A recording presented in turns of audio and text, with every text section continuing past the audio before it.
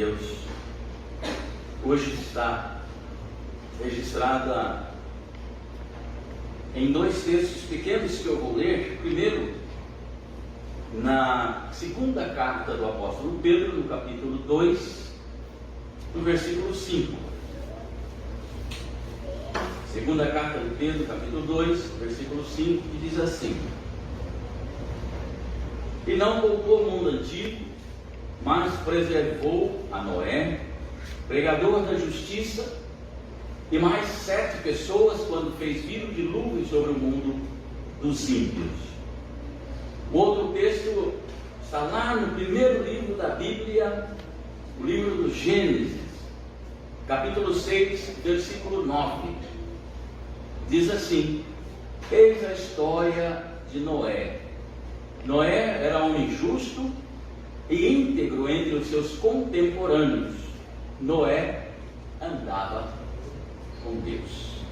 Olhem, irmãos, Deus, queremos sim continuar andando com o Senhor, a tal ponto de sermos chamados pregoeiros da justiça.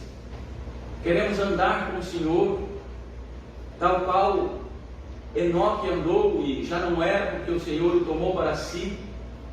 Sem dúvida, uma deferência muito maior do que aquela que nós desfrutamos hoje, de pelejarmos nesta terra cheia de aflições, cheia de lutas. Mas, ó Deus, através da mensagem desta noite, dá-nos vislumbrar que podemos andar com o Senhor da mesma forma que servos tão valorosos do passado caminharam sem ter talvez nenhuma recompensa nesta terra, entretanto com o Senhor desfrutam da glória eterna, a qual esperamos para a nossa vida também. Fala conosco, Deus, nesta noite, em nome de Jesus. Amém. Meus amados, eu não sei se vocês prestaram atenção, mas nós acabamos de cantar algo muito parecido, quando diz assim: quero o Salvador comigo, ao seu lado sempre andar, quero tê-lo muito perto, no seu braço descansar. Quero o Salvador comigo, porque fraca é a minha fé, a sua voz me dá conforto quando me vacila o pé. Quero o Salvador comigo dia a dia em meu viver, através de luz ou sombras, no desgosto e no prazer. Quero o Salvador comigo, sábio guia e bom pastor, nessa vida e além da morte, longe do perigo e dor, confiado ou confiante no Senhor, protegido em seu amor, seguirei o meu caminho, sem tristeza, sem temor. A mensagem desta noite, irmãos, tem como título: Aprendendo com a Arca de Noé. Todos nós seguimos os ensinamentos de Jesus Cristo e por isso somos parecidos com Noé. Somos muito idênticos porque nós temos várias ordens e obedecemos essas ordens que o próprio mundo despreza. Noé foi chamado por Deus numa época em que as pessoas também viviam longe de Deus, viviam caminhos que sequer cogitavam na presença de Deus, ou de um Deus que é santo, um Deus que exigia compromisso, mas ele também tinha algo que o fazia diferente, porque ele obedecia às ordens de Deus. Por isso sobreviveu ao dilúvio juntamente com a sua família, como diz o texto que nós lemos na segunda carta do apóstolo Pedro aqui. Nós estamos, amados, construindo uma arca. Não estamos construindo essa arca, na verdade, mas nós estamos anunciando o fim do mundo, a exemplo de Noé, anunciando a volta de Cristo. Estamos falando a respeito daquele Senhor que voltará, e não é incomum os crentes, os servos de Deus, serem chamados de loucos. Por muitas vezes nós vemos homens, maioria deles homens, postados nas praças, com uma caixinha do lado, um microfonezinho na mão, às vezes com muita microfonia, pregando o Evangelho do Senhor, pregando a palavra de Deus, sendo chamados de loucos. E nós, como crentes em Jesus Cristo, não raras vezes também somos chamados de loucos, mas embora sejamos nós chamados de loucos e sejamos até zombados, devemos nos inspirar no exemplo de Noé, esse homem chamado pregoeiro da justiça, para que cumpramos o nosso chamado neste mundo. Noé era um homem especial para Deus. Se você ler no capítulo 6 de Gênesis a história de Noé, dali para frente Deus vai tratar com esse homem de maneira diferenciada, porque Noé tinha para com Deus uma certa consideração, muito mais do que quaisquer homens da sua época, da sua contemporaneidade. Por isso Deus lhe deu uma missão importante. Deus chega para Noé, eu vou te dar aqui uma planta, um desenho, e você vai fazer algo baseado nessa ordem que eu te dou. Meus amados, ao receber essa missão importante, nós podemos entender o porquê que Deus o chama para isso. O que é que nós vamos aprender então com Noé nessa noite, por causa do seu procedimento? Deus o chama por uma razão, e diz o texto que Noé era homem justo e íntegro entre os seus contemporâneos. E mais, se você prestou atenção no hino 109, quero o Salvador comigo, ao seu lado sempre andar. Noé andava com Deus. Que maravilha poder andar com Deus. Que coisa boa poder andar com Deus. Cantamos no início o hino, teu piloto ainda sou. E que maravilha ter um Deus Todo-Poderoso, que é o nosso guia, que é aquele que nos acompanha, que é o nosso piloto, que está no timão da nossa nave, da nossa nau, que muitas vezes quase chega a sossobrar em um mar revolto. Temos a presença de Deus dia a dia conosco. A descrição que Pedro dá de Noé diz que ele era o pregoeiro ou o pregador da justiça. E essa passagem é única na Escritura, não existe em nenhum outro lugar, mas todos nós a conhecemos e é muito bem conhecida na tradição judaica. Os judeus conheciam muito bem isso e refere-se ao estilo de vida de Noé, a maneira como ele se portava entre os seus contemporâneos, e a sua atitude era de condenação ao pecado. Ele recomendava a vida justa para os seus vizinhos, amigos, seus contemporâneos, as pessoas que viviam na sua época. E certamente o que deu a Noé tamanha proeminência foi a sua atitude diante das circunstâncias tão difíceis nas quais ele viveu. Quem já assistiu? Tem 2 filmes talvez que contam a história da Arca de Noé, um não tão bom, não tão bem verdadeiro quanto o outro, mas quem já viu algumas coisas a respeito de Noé e em alguma reportagem, algumas coisas aí, alguma pesquisa, sabe como Noé foi, como diria a nossa terra lá, né? Foi chacoteado, chacotearam muito dele, faziam chacota, porque ele estava, enquanto ele dava uma batida num dos cravos, nos pregos da sua arca, ele também pregava para as pessoas, dizendo: virá uma grande inundação. E isso levou o povo a zombar de Noé. Mas o que nós encontramos aqui, irmãos, nessa história, nessa palavra, em tempos tão difíceis, quando Noé pregava, ele é um caso na Bíblia, porque ele pregou a palavra e a justiça de Deus em um tempo em que ninguém estava disposto a acreditar em Deus. Aliás, quem era Deus? Talvez mais um daqueles tantos deuses que existiam na sua época. Mas, meus irmãos, como que era o proceder de Noé? O que fez dele um homem tão especial para Deus? Como poderia ele ser pregador da justiça num mundo tão corrupto, num mundo tão mau? As pessoas não tinham amor ao próprio ser humano, a Deus também. E o seu proceder pode ser resumido em 3 partes que eu destaco aqui no texto bíblico mesmo que a gente leu, e que revelam quem era Noé e como ele procedia.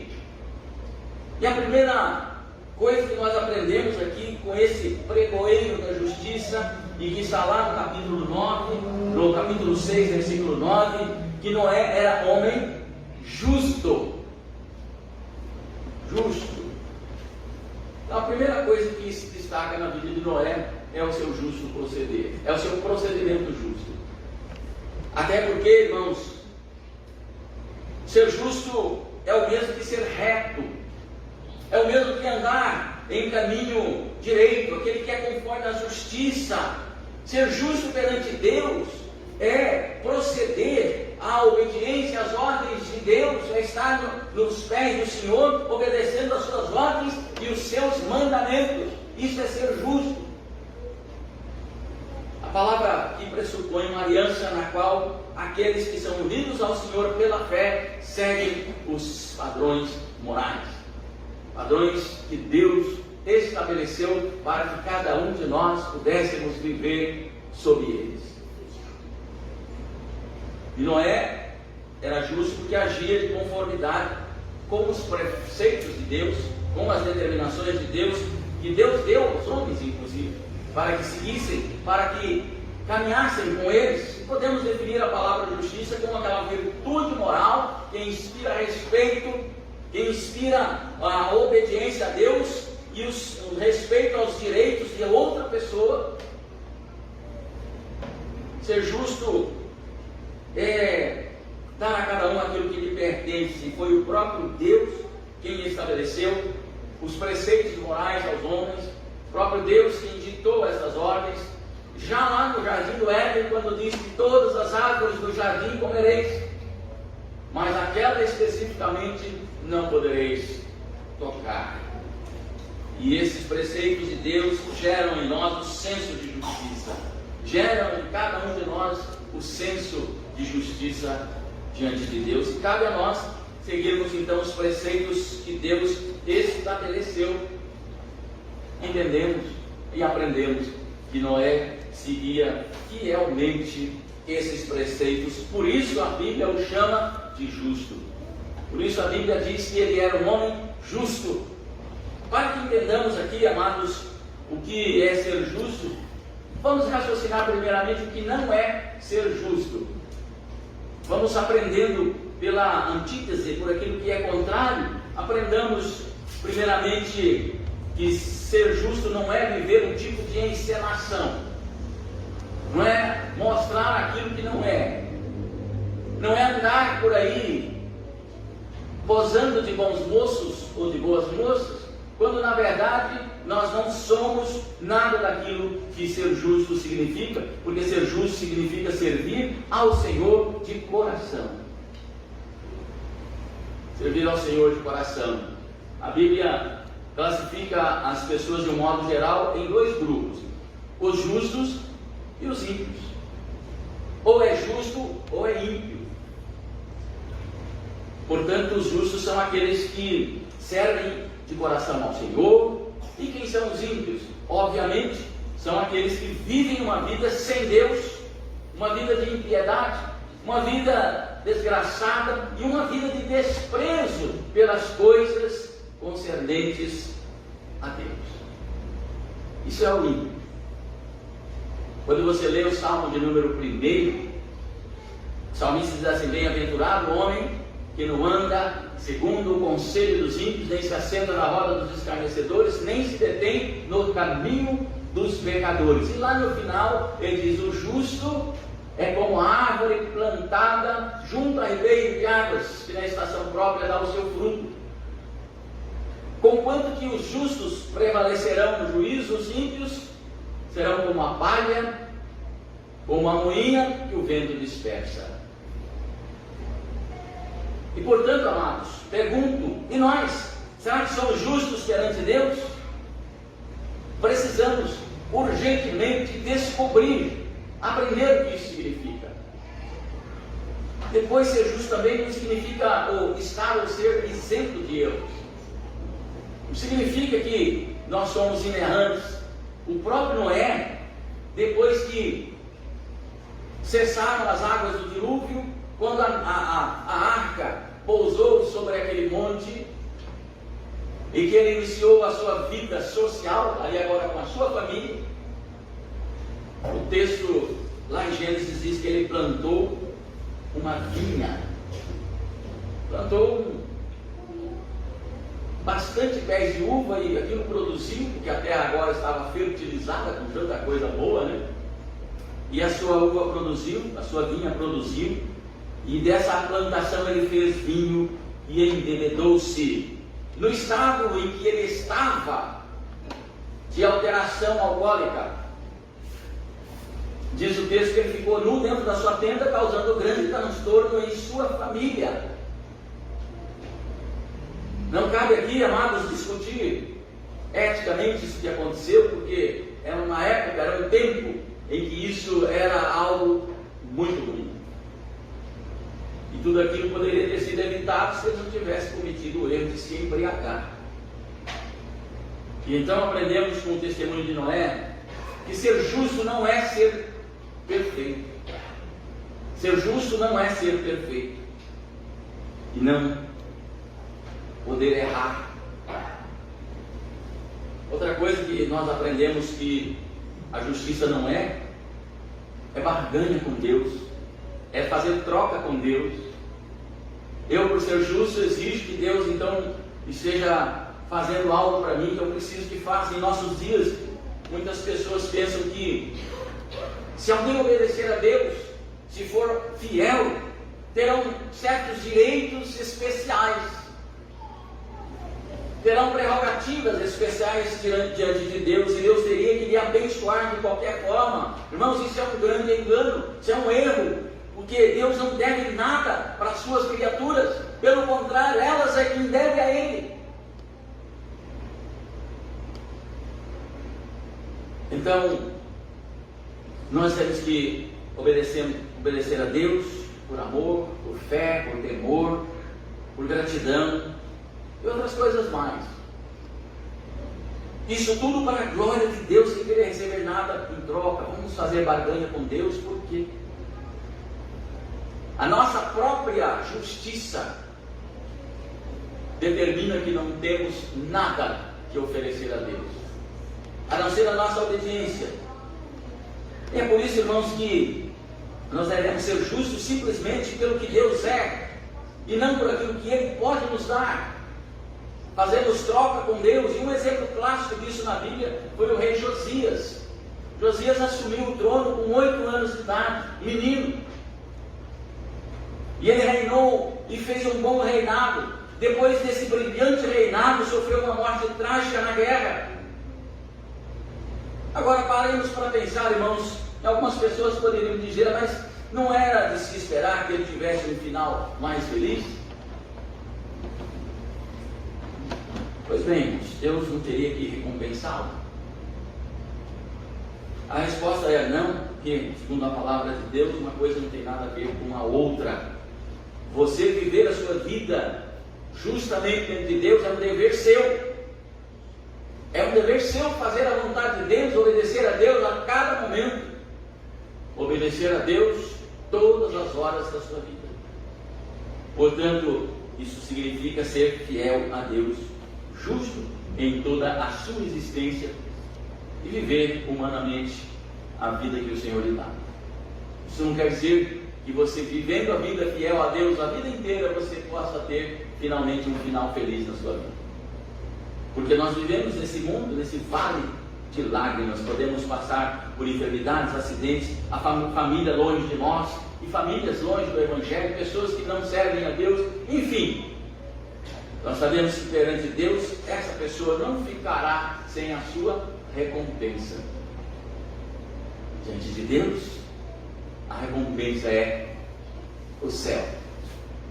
Aquele que é justo diante de Deus, também por ele será honrado. Se andarmos sem justo proceder diante de Deus, certamente o seremos também diante dos homens, certamente seremos justos diante das pessoas. Por isso que a segunda característica acerca do procedimento de Noé era a sua integridade. Diz que Noé era homem justo, mas também era um homem íntegro.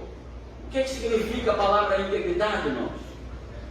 Segundo o dicionário Michaelis, a integridade é a inteireza moral, é a retidão, é honestidade, imparcialidade, ser reto ou íntegro, é ser aquilo que dizemos que somos. Se nós dissemos que somos isso, a nossa integridade representa aquilo que somos. O salmista diz lá no Salmo 25, verso 21, preservem-me a sinceridade e a retidão, porque em ti espero. Ser reto é viver diante de Deus essa integridade que todos nós tanto precisamos demonstrar na nossa vida. A nossa integridade ou a ausência dela, a falta de integridade, vai manifestar em nossos relacionamentos interpessoais, vai mostrar quem somos diante das pessoas e como vivemos e agimos com essas mesmas pessoas, nos nossos relacionamentos interpessoais. E temos, meus irmãos, por força da nossa fé, por força da nossa confissão, mostrar diante das pessoas a nossa integridade. E quantas vezes nos deparamos com pessoas que sequer se preocupam em demonstrar essa integridade diante das suas relações. Deixam de ser íntegros e passam a ser injustos, passam a ser desonestos, mostrando aquilo que não são. Noé, diz o nosso texto, que ele era íntegro entre os seus contemporâneos. Não que Noé nunca houvesse pecado, nunca que Noé não tivesse tropeçado na sua vida, mas a sua devoção a Deus e aos seus mandamentos, as suas ordens eram inquestionáveis, porque ele era homem justo e íntegro. Portanto, a nossa integridade tem tudo a ver com a nossa comunhão com Deus, nosso relacionamento íntimo com o Senhor, a nossa maneira de nos portarmos diante da santidade de Deus, não só na nossa vida íntima particular, mas também na nossa vida, na sociedade onde vivemos, porque a nossa comunhão com Deus é que produz em nós a verdadeira integridade. Da maneira como nós servimos a Deus, demonstramos assim a nossa integridade, e essa integridade vai se manifestar na nossa vida na sociedade, a nossa vida na família, nossa vida em outros tantos lugares, até mesmo na igreja. E podemos ter a certeza, irmãos, que nós vivemos um tempo em que Noé poderia dizer, se ele estivesse aqui: eu vivi nessa época, eu vivi esse tempo em que as pessoas estavam distanciadas de Deus. Eu posso dizer, meus amados, que hoje a igreja evangélica brasileira vive uma crise de integridade. Por quê? Parece muito pesado, parece muito grave dizer que a igreja vive esse clima de falta de integridade. Mas pensemos bem que nós somos, no nosso país, segundo a estatística, mais de 30 milhões de evangélicos só no país, só no Brasil. Então, milhões de crentes, né? Milhões de pessoas que dizem serem crentes. Por que a gente não faz diferença então? Por que é que nós não mostramos que somos íntegros? Por que que o mundo não segue a esse mesmo Deus que nós seguimos? Basta olharmos para o mundo político. Criou-se até a bancada evangélica, ou não? O que essa bancada evangélica está fazendo? Está se mesclando, está tomando a forma, está se conformando com o mundo, com a ganância financeira e vivendo fora dos padrões da integridade que Deus exige.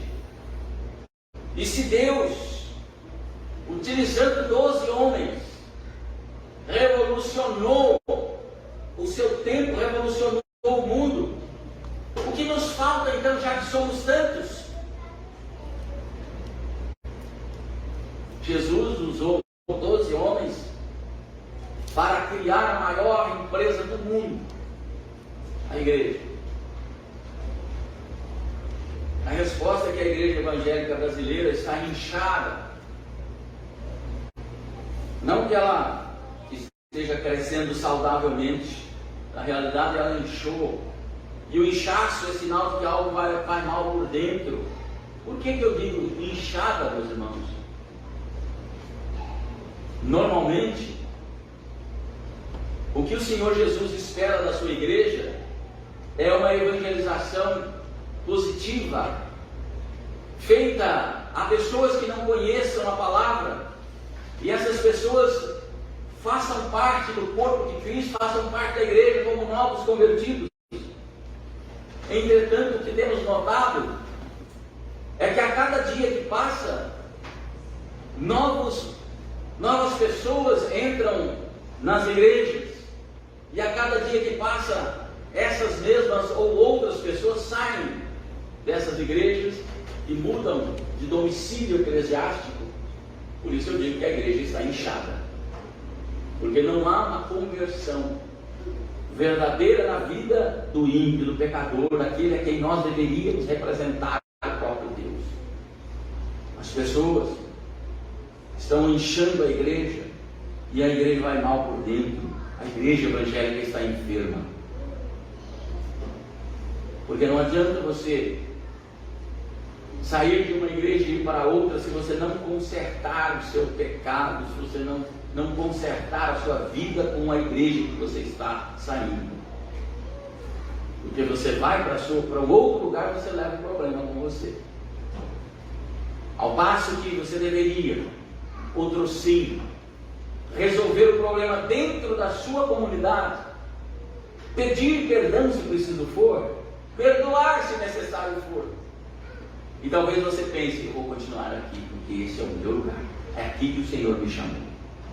Meus irmãos, cabe a cada um de nós fazer a nossa parte, para que obtenhamos a cura espiritual que tanto necessitamos, tanto precisamos, e isso no nível pessoal, no nível familiar, no nível eclesiástico. Nós iremos refletir das pessoas aquilo que somos no nosso caminhar com Deus, cada dia. E essa aqui é a terceira característica da vida de Noé. Noé andava com Deus. Ele andava com Deus. E o verbo andar aqui tem um significado muito rico na Bíblia. Andar com Deus significa viver a vida com Deus, viver com o Senhor. Quando lemos que Noé andava com Deus, nós devemos entender o que significa. Ele vivia dia após dia uma vida para Deus e com Deus.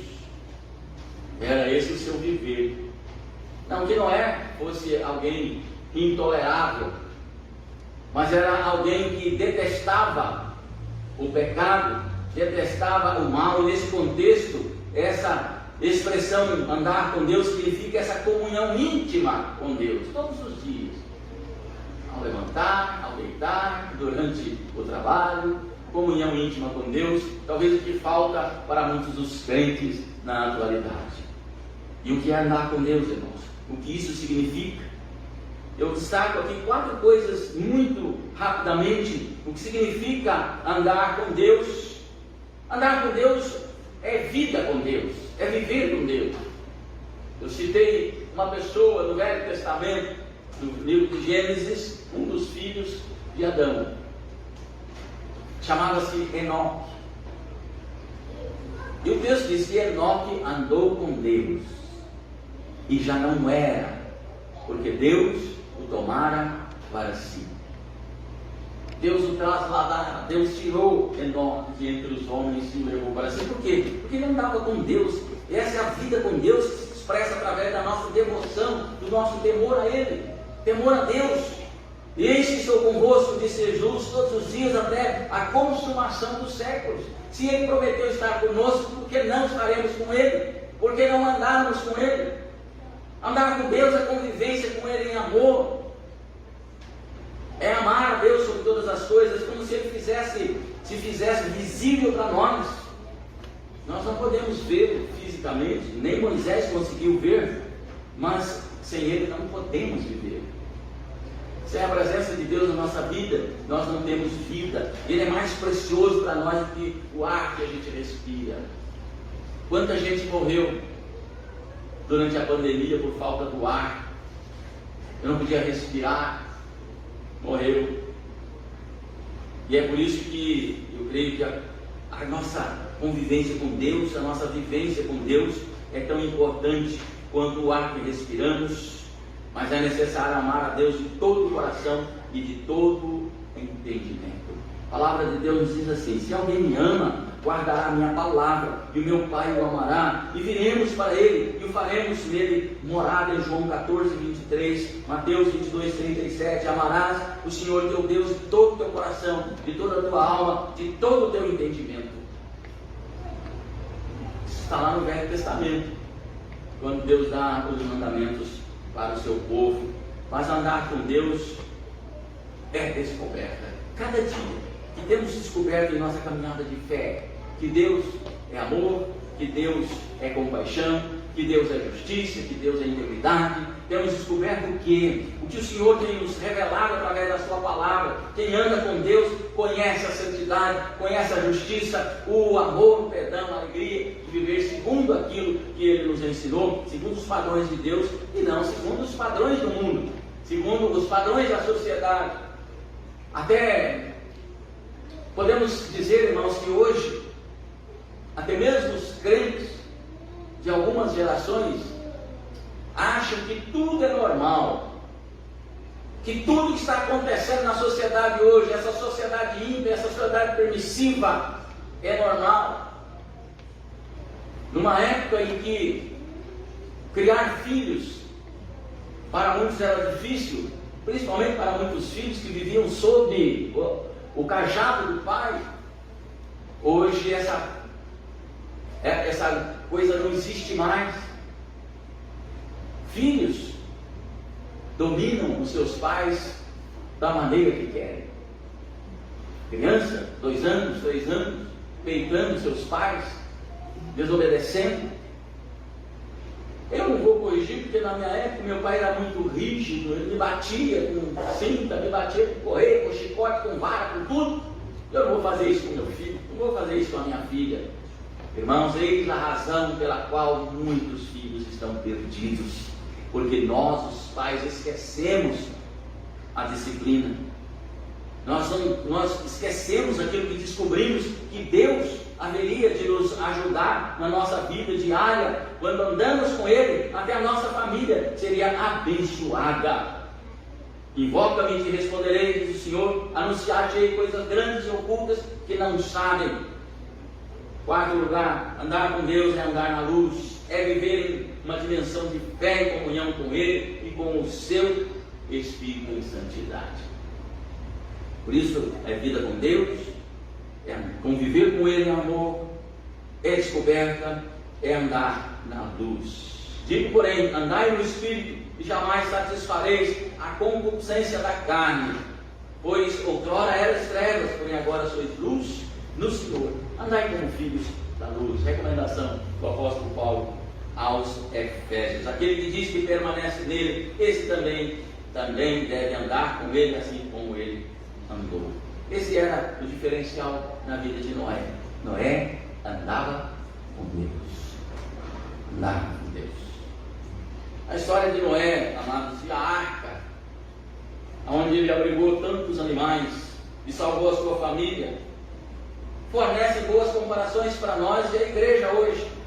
Por quê? Naquele meio, naquele contexto que não havia chuva, não havia água, mas havia uma promessa de Deus, havia uma palavra de Deus dizendo: eu vou destruir essa terra. A arca era o único meio de salvação naquele mundo tão perdido que foi assolado pelo dilúvio. Por quê? Só foram salvos aqueles que entraram na arca. Todos tiveram a oportunidade, mas escolheram entrar na arca aqueles que estavam ali ao lado de Noé. Por isso, irmãos, a igreja também é o único meio de se alcançar a vida eterna. Não que a igreja fosse salvar a quem quer que seja, a igreja não salva ninguém. Mas quem quer ir para o céu tem que fazer parte do corpo de Cristo. Tem que ser membro do corpo de Cristo. A arca tinha muitos problemas.